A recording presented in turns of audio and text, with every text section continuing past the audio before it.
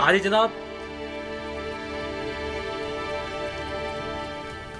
معاف کیجیے گا۔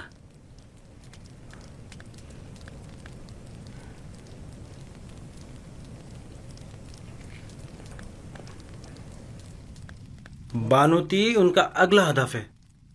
میں نے کاہن آبوکی کو دیکھا جو بانوتی کے کمرے کی جانب گیا اور چند لمحوں بعد باہر آ گیا۔ تو یقیناً انہیں بھی ہورم ہوپ کی طرح ماہو نے اپنے پاس بلایا ہوگا۔ عالی جناب، ہمیں کیسے معلوم ہوگا ان کے درمیان کیا باتیں ہوئیں؟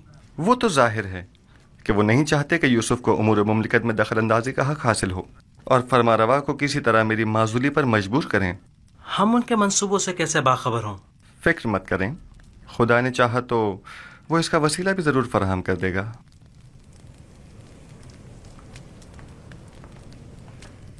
عالی جناب، آپ کے ساتھی شرف باریابی چاہتے ہیں۔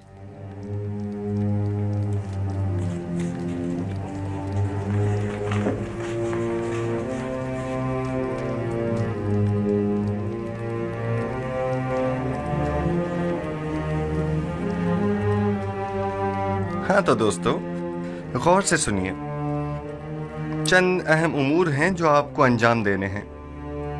پہلی بات تو یہ ہے کہ آج سے آپ سب کی مسئولیت جناب مالک، جو ایک دانا اور تجربے کار شخص ہیں، ان کے ذمہ ہوگی، اور آج کے بعد میرے اور آپ کے مابین یہ اور نیمی صابو رابطے کا کام کریں گے۔ اور دوسری غور طلب بات وہ یہ ہے کہ ہماری جنگ کاہنان معبد آمون کے ساتھ ہے اور وہ ہماری نابودی کا ارادہ رکھتے ہیں۔ اگر ہم نے سمجھداری سے کام نہ لیا تو دشمن ہمیں نقصان پہنچا سکتا ہے۔ آپ لوگوں کی پہلی ذمہ داری تو یہ ہے کہ فرما روا کے خواب کی تعبیر پیش نہ کر سکنے میں کاہنان و معبران معبد کی شرمناک شکست اور مصر کے دیگر خداؤں کے مقابل خدائی یکتا کی فتح کے ماجرے کی جگہ جگہ تشہیر کرو۔ بہت سے لوگ ابھی بھی اس ماجرے سے بے خبر ہیں اور یہ آگاہی آمون اور معبد آمون پر سے لوگوں کے اعتقاد کو کمزور کر دے گی۔ اور ایک آخری بات یہ کہ میرے پاس سوائے آپ جیسے قابل اعتماد اور امین دوستوں کے کوئی اور نہیں، لہٰذا آپ میری آنکھ اور کان بن کر گراں فروشوں اور منافع خوروں کی گندم کی ذخیرہ اندوزی اور حکومت کے خلاف کاہنوں کی سرگرمیوں پر کڑی نظر رکھیں اور مجھے باخبر کریں تاکہ بر وقت کوئی کارروائی عمل میں لائی جا سکے۔ تیسری بات، ہمیں وسیع پیمانے پر کاشتکاری کی صورت میں کثیر مقدار میں بیج کی ضرورت ہوگی، لہٰذا آپ دوستوں کی یہ ذمہ داری ہوگی کہ مصر میں موجود گندم کی مکمل تفصیل سے مجھے آگاہ کیجیے۔ مستقبل میں آپ کو مزید سنگین ذمہ داریوں کا سامنا ہوگا جس کے بارے میں بعد میں بتاؤں گا۔ بیناروس، نیمی صابو، ہمارے یہ دوست تھکے ہوئے ہیں اور انہیں آرام کی ضرورت ہے، لہٰذا ان کے رہنے کا بندوبست کرو۔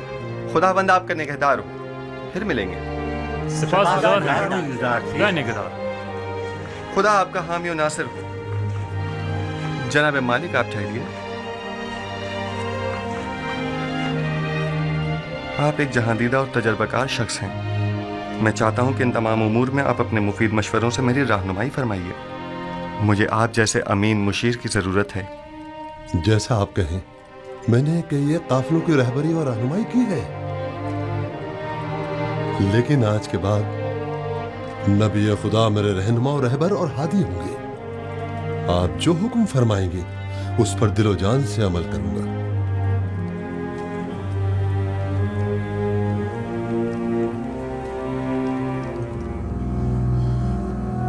ایک اہم خبر۔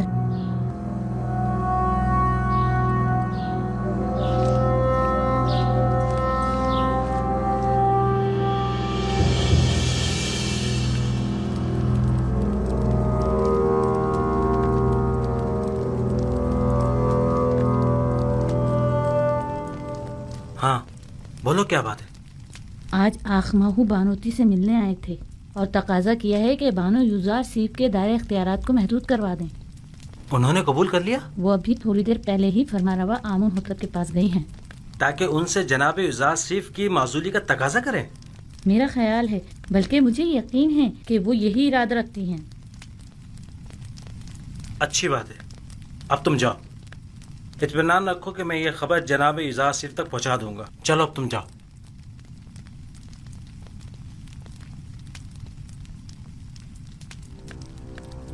تمہیں اسے معزول کرنا ہی ہوگا۔ لیکن کیوں ماں؟ ایسا کیا گناہ ہے یوزار سیف کا؟ یہ باعث ننگو آر ہے ٹپس میں، خدائے آمون کے شہر میں، جہاں تمام کے تمام لوگ اپنے پورے وجود سے آمون کی پرستش کرتے ہوں، وہاں آمون کا دشمن صاحب اقتدار ہو جائے؟ میرا نہیں خیال کہ یوزارسیف کو اقتدار کی ہوس ہوگی۔ یوزارسیف صاحب اقتدار ہوں یا نہ ہوں، انہیں اس سے کوئی فرق نہیں پڑتا۔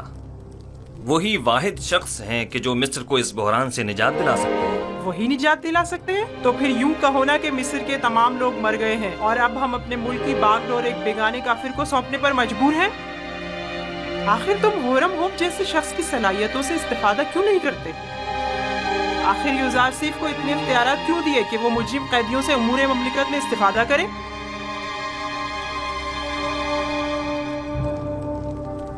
میں بھی ہورم ہوپ کو پسند کرتا ہوں اور ان کی صلاحیتوں سے بخوبی آگاہ ہوں، لیکن ہر شخص ایک خاص استعداد کا حامل ہوتا ہے۔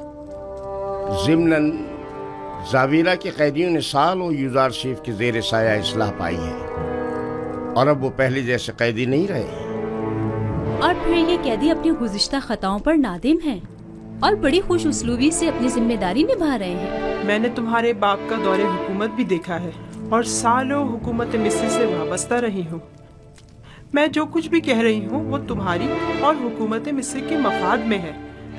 وہ تمہارا اور تمہاری اس مملکت کا دیوالیہ کر دے گا۔ تم جانتے ہو گندم کی خریداری میں مصر کے خزانوں کو خالی کر دینے سے مصر کو کتنے بڑے نقصان کا سامنا ہوگا؟ جانتے ہو کاشتکاروں کو فرما روا کی زمینیں بخش دینا تمہیں کس قدر غیر مستحکم کر دے گا؟ وہ تمہاری تمام مال و دولت کو لٹا دے گا۔ آپ درست فرما رہی ہیں۔ اگر جن خدشات کا آپ نے اظہار کیا ہے یوزارسیف کے پاس ان کا کوئی مناسب جواب نہ ہوا تو انہیں معزول کرنا پڑے گا۔ انہیں تسلی بخش منطقی دلائل پیش کرنے ہوں گے۔ یہ میرا آپ سے وعدہ ہے۔ مجھے جو کہنا تھا سو کہہ دیا، باقی تم خود جانو۔ کوئی بعید نہیں کہ مقام فرما روائی کے حصول کی خاطر تمہارے قتل کا منصوبہ بھی اس کے ذہن میں پنپ رہا ہو۔ اب یہ پیشن گوئی کس نے کر دی ہے؟ صرف میرا نہیں، کاہنان معبد کا بھی یہی خیال ہے۔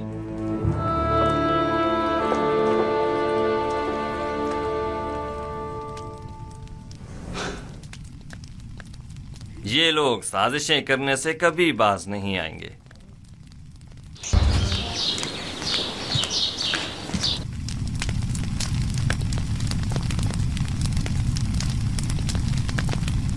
یہ سرمایہ تو اس عظیم بحران سے نمٹنے کے لیے ناکافی ہوگا۔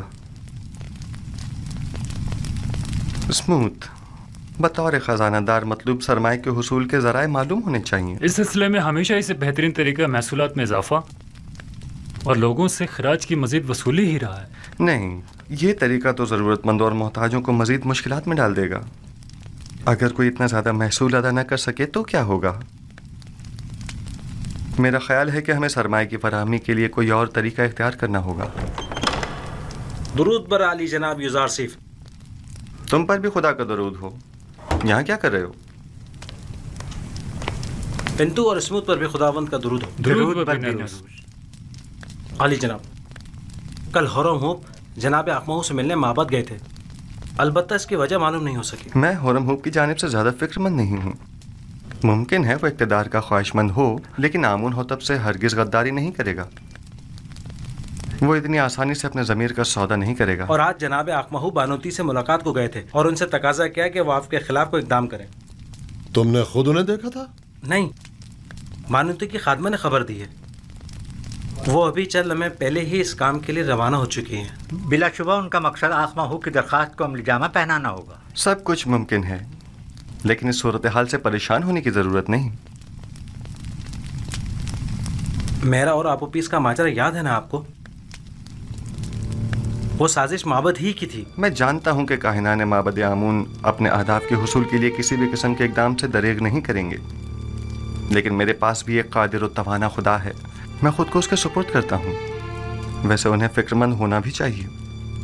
بالآخر کاہنان معبد آمون کو اپنا وجود خطرے میں جو نظر آ رہا ہے، سو انہیں اپنے بقا کے لیے ہاتھ پیر مارنے بھی چاہیے۔ لیکن مجھے یقین ہے کہ اس مبارزے میں میں اور میرا خدا ہی کامیاب ہوگا۔ عالی جناب، آمون ہوتب فرما روائے مصر نے जनाब यूज़ारसीफ को याद फरमाया है। बहुत खूब, मैं अभी हाजिर होता हूँ। अगरचे बानूती ने अपना काम कर दिखाया है, लेकिन फिर भी फिक्र करने की कोई बात नहीं। आज मैं नेनिफर से मिला, उसके दिल में अब भी वही बुग़्ज़ अनाद बाकी है। जनाब यूज़ारसीफ के बारे में उसने कुछ कहा है क्या? जी, कह रहा था वो इंतकाम लेने के लिए किसी मुनासिब मौके की तलाश में है। जानता हूं कि नैनिफर कप्ता एक खतरनाक इंसान है, लेकिन परेशानी की कोई बात नहीं।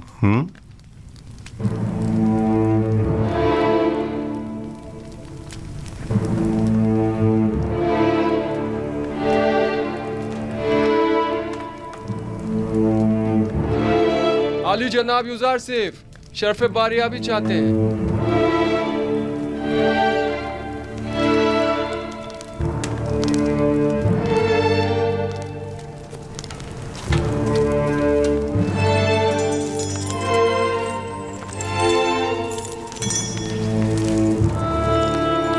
दरूद बर फरमारवा और बानुए मोहतरम। दुरूद बर यूज़ारसीफ हकीम। खुशामदीद यूज़ारसीफ, आप तो इस कदर मसरूफ़ कार हो गए कि हमें ही भूल गए। फराइज़ की अंजामदही में मशगूल था, अब आपने याद फरमाया, सो हाज़िर खिदमत हूँ। मैं गुज़िश्ता अय्याम में अंजाम पाने वाले उमूर की तफसील जानना चाहता हूँ। फ़िलहाल तो कोई ख़ास काम अमल में नहीं आए जनाब फरमारवा। जब तक मुकम्मल मालूमात तकमील को नहीं पहुँच जाती, कोई भी इक़दाम बेसूद होगा। मसलन हमें ये मालूम होना चाहिए कि मिस्र की आबादी कितनी है, मर्द व ख़वातीन की तादाद, बूढ़ों और बच्चों की तादाद, हर शहर में मुक़ीम अफराद की तादाद कितनी है, कितने अफराद शहर नशीन और कितने ज़राअत पेशा हैं, और ये कि कौन सी ज़मीनें काबिल काश्त हैं और किन खित्तों में वाक़ हैं। तभी कहीं जाकर कोई संजीदा और मुनासिब इक़दाम अमल में लाया जा सकता है। हमारी काबिल काश्त ज़मीनें सिर्फ नील के अतराफ़ में वाक़ हैं और जिसका जानना ज़्यादा मुश्किल भी नहीं है। मेरा ख्याल है कि हर वो ज़मीन जहाँ पानी मौजूद हो काबिल काश्त है। फरावानी के इन 7 सालों में न सिर्फ दरियाए नील के पानी में इजाफा होगा, बल्कि इरादा खुदाबंदी से बारिश पूरी सरजमीन मिस्र को सैराब कर देगी। कौन सा काम है जो आपके खुदाए यकता के दस्ते कुदरत में न हो? पूरे मिस्र पर 7 साल बाराने रहमत का बरसना। फिर तो तमाम सरजमीनें मिस्र में ही काश्तकारी की जा सकती है। बस हमें काश्तकारों को ये बताना होगा कि ज़्यादा से ज़्यादा गंदम काश्त करें, और सालाना मसरफ के अलावा बाकी मांदा तमाम गंदम हुकूमत मिस्र उनसे मुनासिब कीमत में खरीद लेगी। और गंदम की खरीदारी के लिए यह कसीर सरमाया आएगा कहाँ से? एक तो महसूलात की मुआफ़ी के ज़रिए, दूसरे ज़मीन के एवज़ गंदम की खरीदारी के ज़रिए। जो शख्स जितनी ज़्यादा गंदम हुकूमत मिस्र की तहवील में देगा, वो उसी मुनासबत से अपनी ज़ेर काश ज़मीन का मालिक करार पाएगा। ये ज़मीनें तूल तारीख़ में हुकूमतों के इस्तेहकाम और मिस्र के फरमारवाओं के इक़्तिदार की ज़मीन रही हैं, उन्हें दूसरों के हवाले कर दें। इन ज़मीनों को दूसरों के हवाले कर देने से तो हमारी हुकूमत गैर मुस्तहकम हो जाएगी। इसके बरअक्स आप माबद आमून की तमाम तर दौलत और सरवत और तमाम अमलाक के मालिक हो जाएंगे।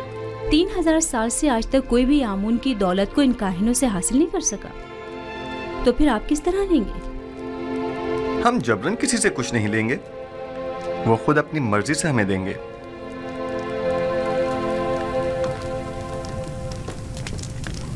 मुझे अब भी अपने सवाल का जवाब नहीं मिला। क्या इस तरह हमारी हुकूमत गैर मुस्तहकम नहीं हो जाएगी? सीधी सी बात है, हम गंदम मुफ्त में किसी को भी नहीं देंगे, खा वो काहिनान हो खा सरवतमंद। उसके एवज या तो उन्हें अपनी दौलत देनी होगी या अपनी ज़मीन और दीगर अमलाक। और यूं जो कुछ भी हम उन गरीब काश्तकारों को देंगे, उसे दोबारा हासिल कर लेंगे। अगर सरमायादार तबका और काहिनान खुद ज़ख़ीरा कर ले, तो उन्हें हमसे गंदम खरीदने की क्या ज़रूरत होगी? मैं आपको यकीन दिलाता हूँ कि माँ सिवाय हुकूमत मिस्र के कोई भी गंदम की ज़ख़ीरा साजी में कामयाब नहीं हो सकेगा। क्या मोरद नज़र सरमाए की फराहमी की कोई और सूरत नहीं हो सकती? क्यों नहीं, बिल्कुल है। अगर इजाज़त हो तो मैं पहली फुर्सत में मर्द में मिस्र से खिताब करना चाहूँगा। आपका क्या ख्याल है, अगर हम आवाम से मदद मांगे तो वो हमसे ताउन करेंगे? मुझे उम्मीद है कि वो ताउन ज़रूर करेंगे।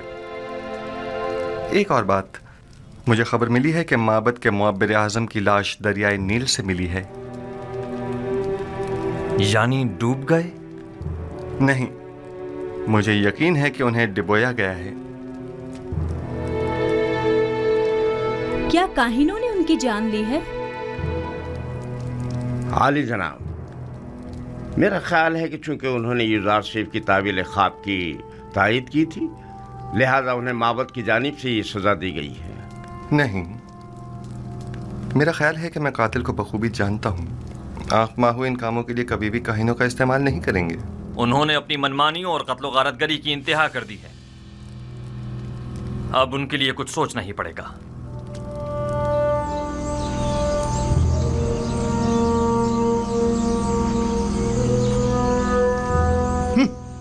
یہ سب لوگ ایک بیگانے کافر کے ہاتھوں میں کھلونا بنے ہوئے ہیں۔ پتہ نہیں فرما رواں کے خواب کی تعبیر کی خاطر ان بیچارے عوام کو نہ جانے کیا کیا سہانے خواب دکھا ڈالے۔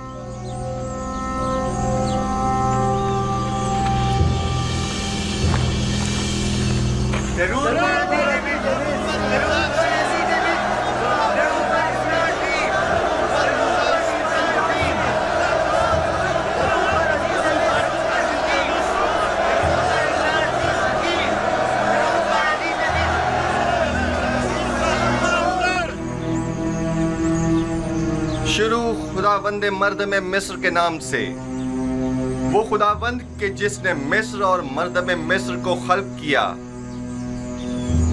میں اس عظیم اجتماع میں آپ سب لوگوں کی شرکت پر آپ سب کا شکر گزار ہوں۔ اس اجتماع سے میرا مقصد یہ ہے کہ مجھے آپ سب لوگوں کی مدد و تعاون درکار ہے۔ در حقیقت ہمیں آنے والے 7 سالوں کے اس طویل قحط و خشک سالی کے متعلق کوئی چارہ جوئی کرنی ہوگی، اور اگر آپ عوام کی مدد اور تعاون ہمیں حاصل نہ ہو تو یقیناً ہم قحط پر قابو پانے میں ہرگز کامیاب نہیں ہو پائیں گے۔ میں چاہتا ہوں کہ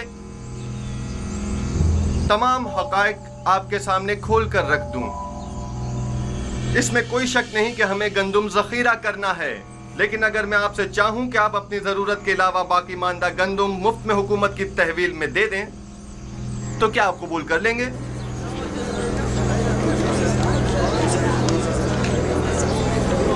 وہ تو ظاہر ہے کہ نہیں کریں گے۔ سلام اپنی محنتوں کا ثمر حکومت کے حوالے کیوں کرنے لگے؟ حتیٰ کہ میں تو ایک مٹھی گندم بھی کسی کو نہ دوں۔ تم بھی اگر کسی کو مفت میں گندم دے دیتے، آج ہماری طرح غریب ہوتے، دولت مند نہ ہوتے۔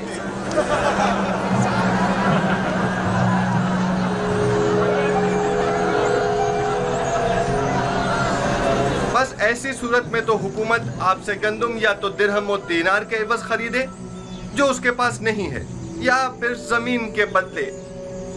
بہت خوب، ہم اگر ضرورت کے مطابق کچھ گندم زمین کے عوض خرید بھی لیں تو گندم کے ذخائر کی حفاظت کے لیے جو گودام درکار ہوں گے وہ کس سرمایہ سے تعمیر کریں، اور اس کے مزدوروں اور کارکنوں کی اجرت ہم کہاں سے ادا کریں؟ اور وہ کاشتکار جو اپنی زمینوں پر کاشت کرتے ہیں، ہم ان سے گندم خریدنے کے لیے قیمت کہاں سے ادا کریں؟ آخر اس گندم کی خریداری ہم کس طرح کریں؟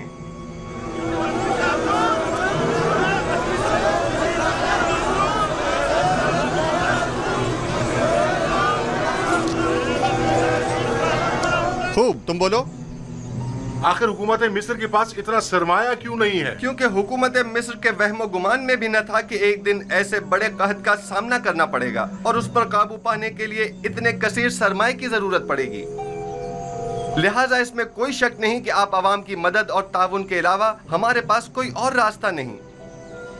کیا آپ حاضر ہیں کہ ہم ایک دوسرے کے باہمی تعاون سے خود کو اس جان لیوا بحران سے نجات دلائیں؟ بالکل کیوں نہیں، بالآخر ہمیں اپنی نجات کے لیے کوشش تو کرنی ہوگی۔ ہم تعاون تو کرنا چاہتے ہیں، مگر کیسے کریں؟ اس کا طریقہ کار میں آپ کو بتاؤں گا۔ سب سے پہلے محصولات کی معافی کے ذریعے مصر کا سرمایہ دار طبقہ ہر سال اپنی آمدنی کا ایک مخصوص حصہ بطور محصول حکومت مصر کو دینے کا پابند ہوگا۔ ہم ان محصولات میں سے کچھ حصہ انہیں معاف کر دیں گے۔ جو شخص بھی 1 سال کا محصول اپنے مقررہ وقت سے پہلے ادا کر دے گا، ہم بعد میں اس کا اگلے 2 سال کا محصول معاف کر دیں گے، اور جو کوئی بھی اپنے 7 سال کی محصولات کی پیشگی ادائیگی ابھی یکمشت کرے گا تو ہم اسے 14 سال کا محصول معاف کر دیں گے۔ یہ تو بہت ہی اچھا ہے، میں تو اپنا محصول پہلے ہی ادا کرنے کو تیار ہوں۔ اس میں ہمارا ہی فائدہ ہے کہ 7 سال تک ہمیں محصول ادا نہیں کرنا ہوگا، اور حکومت کے مفاد میں بھی ہے کہ اس کی مشکل بھی حل ہوگی. اور دوسرا طریقہ یہ ہے کہ ماضی کے فرائنا یا حکمرانوں کی طرح ہمسائے ممالک پر حملے کر کے کشت و خون و غارت گری کے ذریعے جو مال غنیمت ہاتھ آئے اس سے ہم گندم کی خریداری کریں. اور یہ بات تو واضح ہے کہ اس جنگ میں شرکت لازمی ہوگی. یعنی اس سے پہلے کہ قحط ہمیں برباد کر دے ہم جنگ میں شرکت کر کے خود کو ہلاک کر ڈالیں.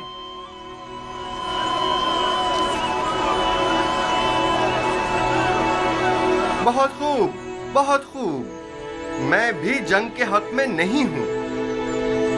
اگر آپ جنگ کے ذریعے مائل نہیں ہیں تو پھر آپ لوگ خود ہی گندم کی خریداری کے لیے درکار سرمایہ مہیا کریں.